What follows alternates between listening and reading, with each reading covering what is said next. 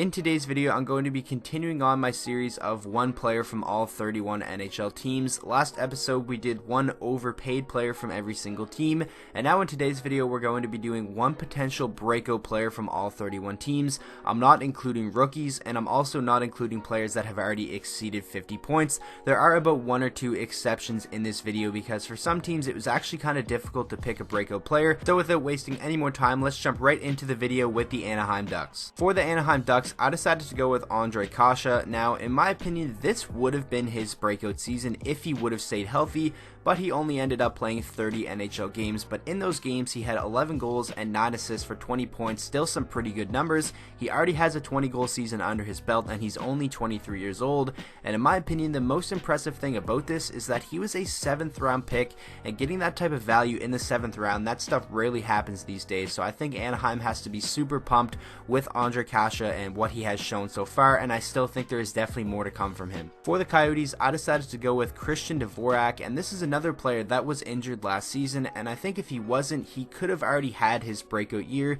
He had 7 points in 20 games this past season, has 77 points in 176 career games played, and honestly, I think Arizona missed out on him a lot last season. I think he would have provided them with a lot more scoring depth, and scoring is something that Arizona definitely lacked this past season. I think Christian Dvorak is capable of being a 50-point guy, whatever role they want to play him in, a number 2 center, a number 3 center. I think he's going to have a fantastic year next season if he stays healthy. For the Buffalo Sabres, I decided to go with Casey Mittelstadt. This was a pretty easy one for me. I'm pretty high on him, and I think he can have a bounce back season. He came in as a rookie with a lot of expectations. Just last summer, people were comparing him to Elias Pettersson and debating on who the better prospect was, and Casey Mittelstadt came in and was just kind of underwhelming with only 25 points in 77 games, but now that he has a full NHL season under his belt, I think he can step in nicely and be a very solid second-line centerman next year behind Jack Eichel. I think Casey Mittelstadt is going to bounce back and have a 45 to 50 point season,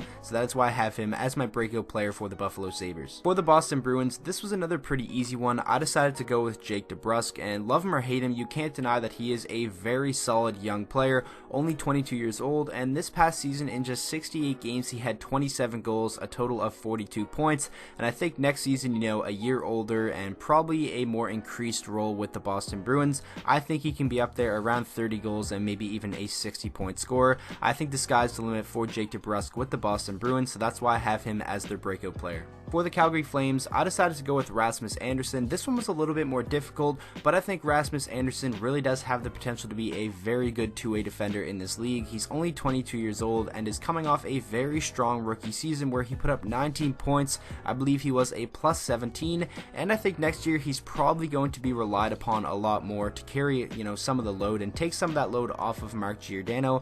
I can't see Giordano replicating the season that he just had, Norris Trophy and stuff like that. So I think Rasmus Andersson is going to play a bigger role, and I think he's in for a breakout season. For the Carolina Hurricanes, this was another pretty easy one for me. I decided to go with Andrei Svechnikov. The 2nd overall pick in last year's NHL draft came in as a rookie and had a 20-goal season, and that in itself is impressive, and he had a lot of high expectations. 37 points is very good, but I think that is just, scratching the surface, and I think next year he can really become that true goal scorer that he was supposed to be, coming right away into the league. In my opinion, I kind of thought he was going to be a 30-goal scorer in his rookie season, but obviously still very solid with 20 goals, but I think next year is where we're really going to see him break out and become that elite goal scorer already at such a young age. For the Blackhawks, this was one of those exceptions that I was talking about at the start of the video. I actually went with Alex Nylander. Now, he still will be considered a rookie heading into next season if he does play the full season with the Blackhawks, which I think he will, or they probably wouldn't have traded for him. Now, obviously, last year we saw the Blackhawks take a risk on Dylan Strome, and now we know how that turned out. He had a breakout season, a 50-plus point scorer, and I think Nylander can do the same, maybe not to the magnitude of Dylan Strome, be like a 50-point guy, but I think maybe 35 to 40 points is definitely in the cards for Alex Nylander if he gets good opportunity to play consistently in the NHL and there isn't too much pressure on him where, like, if he makes a couple mistakes, he's right back down to the American Hockey League. I think they have to be patient for him, but I just have a hitch that maybe he has a breakout season next year. Next up, for the Colorado Avalanche, Avalanche, I decided to go with Tyson Jost, and ever since being drafted, he's kind of been underwhelming in his first couple of NHL seasons, only 49 points in his first 141 career games played. This past season though was his best of his career yet, 26 points in 70 games, and now I think there isn't as much pressure on him to provide that depth scoring, because now you have guys like Burakovsky, and now you have guys like Nazem Kadri as well. I think Tyson Jost could really fly under the radar and have a very solid season next year, maybe up there around 40 to 45 points. I think maybe a 50-point scorer would be pushing it just yet, but I think he has the potential to do that down the line. But in my opinion, Tyson Jost should be in for a pretty solid year next season. For the Blue Jackets, I decided to go with Josh Anderson, and I think now, especially with guys like Panarin, Dzingel, and Duchesne all leaving in free agency, there's going to be a much more increased role for Josh Anderson. He already had 27 goals in 82 games played this past season, and now I think next year, probably playing top line minutes with a guy like Pierre-Luc Dubois and maybe another winger like Cam Atkinson, I think Anderson can crack that 30 goal mark and maybe even be up there around 50 to 60 points. For the Dallas Stars, I decided to go with Roope Hintz. Now, he already kind of broke out in the playoffs. He was a big part of why Dallas was able to have a pretty decent playoff run, and he was pretty solid in the regular season as well. He played in 58 games, had a total of 22 points, and he provided some much needed depth scoring for this Dallas team throughout the end of the season and especially into the playoffs. And now I think next year he's going to have more help in that aspect with a guy like Joe Pavelski and maybe Corey Perry if he can have a bounce back season. I think we're in for a very strong season for Roope Hintz, and I could honestly see him being up there around 50 and maybe even 60 points. Next up, we have the Detroit Red Wings, my favorite team, so I was able to watch a lot of their games last season, and my pick for their breakout player next season is Filip Hronek. He's a 21-year-old defenseman, and he played in 48 NHL games this past season and had a total of 23 points, and for a defenseman, those are some pretty impressive numbers. I know on the screen there is a typo, that career stats is supposed to be 48 games played, so my apologies for that, but I think next year, especially if he's a quarterback of one of the two power plays, he could be a defenseman if he does stay healthy and play in every game that could be up there around 40 and maybe even 50 points. I know that's pushing it, but I'm pretty high on Hronek. I loved what I saw from him last season, so that's why I have him as my breakout player for Detroit next season. Next up, for the Edmonton Oilers, I decided to go with Jesse Puljujarvi, and a lot of people might disagree with me on this, and I'm not too confident on it as well, and he may not even be a member of the Edmonton Oilers next season, but in my opinion, I don't really believe him when he says he's going to go back and play in Europe if he isn't traded from the Oilers. I think that's just him trying to get some leverage over the Oilers, and now they have a new head coach. They have Ken Holland at the helm now. I think if Jesse Puljujarvi stays and is played in the NHL for the Oilers, it will be his best season to date. Like I said, I don't really know what he's capable of at the NHL level, and this is kind of a controversial pick that I'm not too confident on, but I couldn't really pick anyone else for Edmonton, so that's why I have Puljujarvi as my potential breakout player for the Oilers. Next up, for the Florida Panthers, I decided to go with Henrik Borgstrom. He's coming off a rookie season where he played pretty decent. He had 18 points in 50 games played, but I think next year he's going to be a full-time member of the team, probably play a full season if he stays healthy, maybe not in a top 6 role, but definitely get some power play minutes and probably play third line time, and you're still going to be playing with some pretty solid guys because Florida has a very, very deep group of forwards, so I think Henrik Borgstrom really has the potential to have a breakout season next year and maybe even be up there around 40 to 50 points. For the Los Angeles Kings, I decided to go with Alex Iafallo. I was going to go with Kempe, but I feel like Iafallo is probably a couple notches ahead of him in terms of being ready to have that breakout season. Iafallo is a 25-year-old winger. He's undrafted, which is pretty impressive. 58 points in 157 career games. He just had his best season to date so far, 33 points in 82 career games, and now I honestly think he'll be more of a focal part of the offense next season, especially with LA kind of looking in a younger direction now, so I think Iafallo is really going to be in for a strong season with the Kings. Next up, we have the Minnesota Wild, and I decided to go with Kevin Fiala. They acquired him at the trade deadline this past season for Mikael Granlund, and at the time it was seen as kind of a weird trade, and a lot of people agreed that Nashville probably won it, but Kevin Fiala is the younger player, and I think there is a lot more to come from him in the coming years. He has 104 total points in 223 games played in 83 games this past season. That is not a typo. He did play in 83 combined between the Predators and the Minnesota Wild, 13 goals and 26 assists for 39 points. Definitely a down season. He's already had a 20-goal season, and to go from that to 13 goals is definitely not something he wants to continue to do.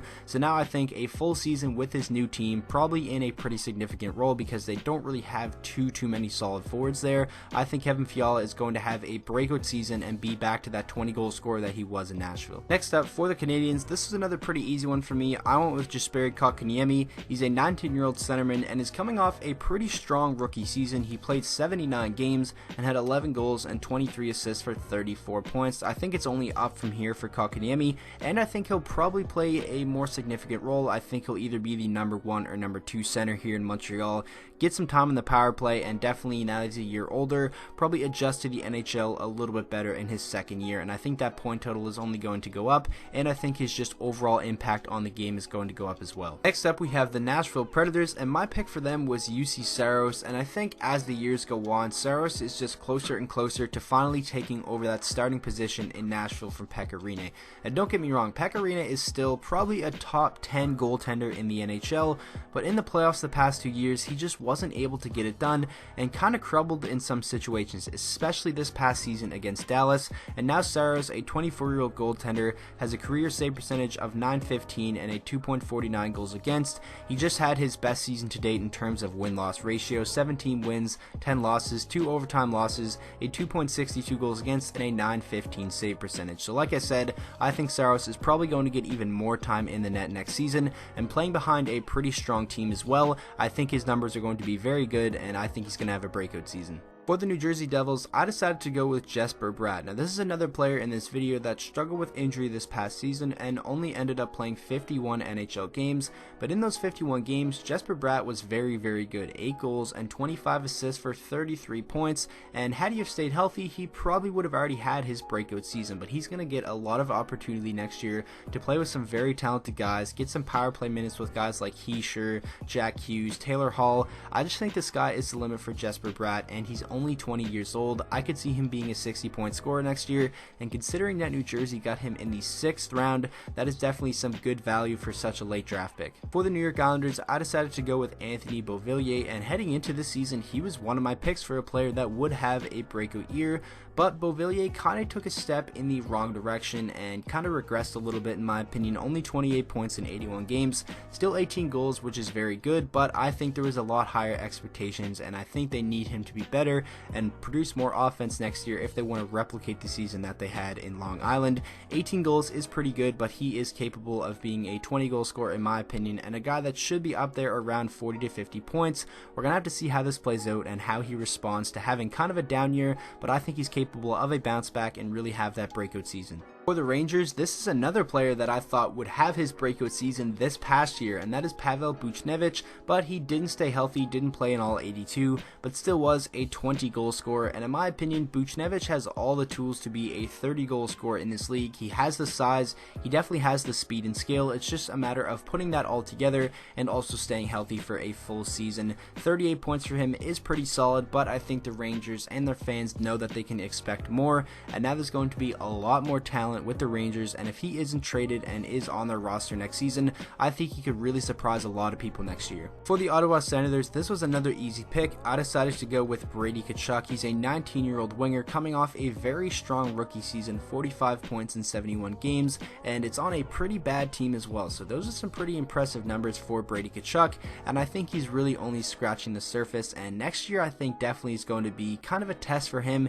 He's going to be the focal point of a lot of other teams' defenses when they play against the Senators, because he's probably going to be their best forward throughout the majority of the season, and I think Brady Tkachuk will be able to handle that well, and I think his impact on the game is definitely going to take a major leap next season. For the Philadelphia Flyers, this was another pretty easy pick as well. I went with Nolan Patrick, and the former number 2 overall pick hasn't really lived up to expectations just yet with the Philadelphia Flyers. Only 61 total points in 145 career games. A lot of people wanted him to really take that point total and bring it up a lot this season, season with Philadelphia, and he only brought it up by 1 point, 31 points in 72 games played.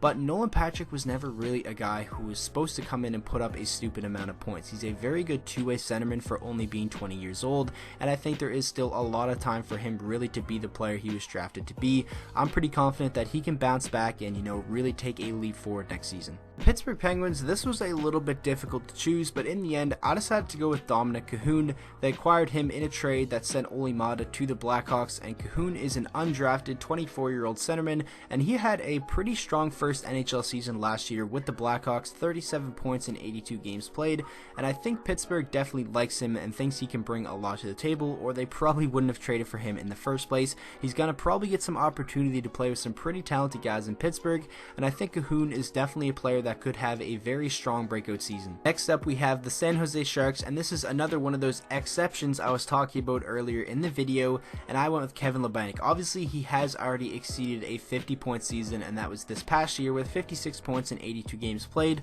but I really think Kevin Labanc has another level to get to, and especially now with guys like Joe Pavelski signing elsewhere, I think his role is definitely going to be increased, and I honestly think Kevin Labanc could potentially be up there around 70 and maybe even up there around a point per game. I know that's a lot of expectations on Kevin Labanc, who's only 23 years old, but in my opinion, he's one of the more underrated players in the league already. Obviously, just signed a very team-friendly deal, 1 year, $1 million. Kevin Labanc is definitely one of my favorite players already in the NHL, just strictly because of signing that team-friendly contract and having the really strong season that he had. He was a big part of their playoff run as well, and I think Kevin Labanc is going to take that up a notch and really surprise a lot of people next season. Next up, we have the defending Stanley Cup champions St. Louis Blues, and my pick for them is last year's rookie Robert Thomas. He had 33 points in 70 games played this past season, and he had a very strong playoff run as well, and was a pretty big part in why St. Louis was able to go so deep in the playoffs and eventually win the Stanley Cup.